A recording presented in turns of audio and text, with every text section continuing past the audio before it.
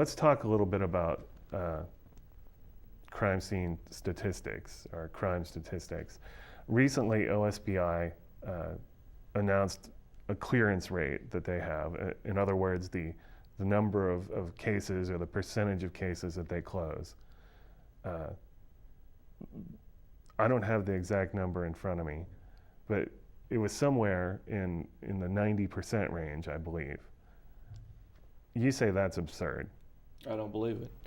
And I believe that if they had the facts to support that, they would release those.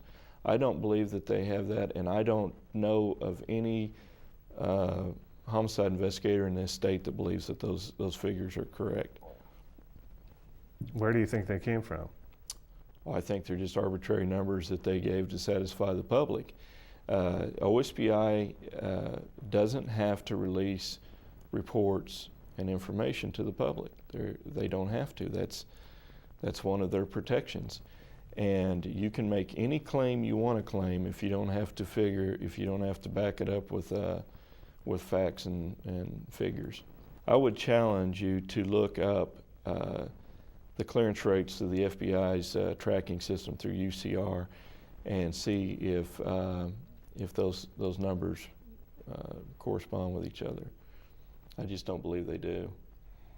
So each year, local law enforcement agencies and the OSBI submit information to the FBI, which produces a national UCR, a Uniform Crime Report, that shows the statistics and includes the number of crimes that have been solved. That's correct. And you're saying that you don't believe that the numbers that the OSBI recently gave out would match up with what's in the UCR? I don't.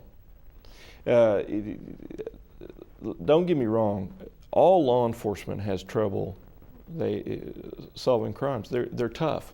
Homicides are tough. I don't know of a law enforcement agency that has a 100% clearance rate, and if I did, I'd be suspicious of them. You just cannot solve every case, even though the will is there. You just can't solve them all.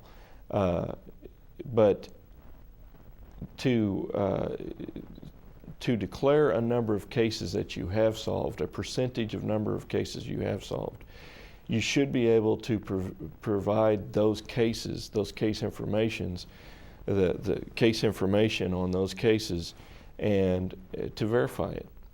If they haven't done that, then I dispute their facts. I don't think they can do that. One final question. You are putting yourself at risk by coming forward with your criticisms. You've already given up your job there. You've told me that you're a little worried that maybe OSBI will come after you for being such an outspoken critic. Some people might just poo-poo what you're saying as the talk of a disgruntled employee. What would you say to that? Well, what I would say to that is that I'm very passionate about the fact that I think that we are here to do a job. I understand the risks involved in confronting a state agency over what I believe is incompetence, and in some respects fraud. I understand that there is risk involved. If I didn't feel this passionate about it, I would have never gave up my income to bring this out to the public. I feel like OSBI can be made into a great law enforcement tool. It's going to take a really savvy, police administrative-minded director to step in there and take control of this. And I feel like the time is right for that, and that's part of my motivation for doing this at the time that I'm doing it. I feel like now that the director is stepping down, this is a great opportunity for the OSBI Commission to actually select somebody with some good experience that can come in there and straighten the place out. use the tools that they have. And obviously, there's going to be people that don't believe that it's as bad as I say it is. All I've got to say is ask around. I'm sure that there's lots of people that will tell you that they haven't had the best results from working with OSBI. So, thank you for coming in, Kyle. You bet.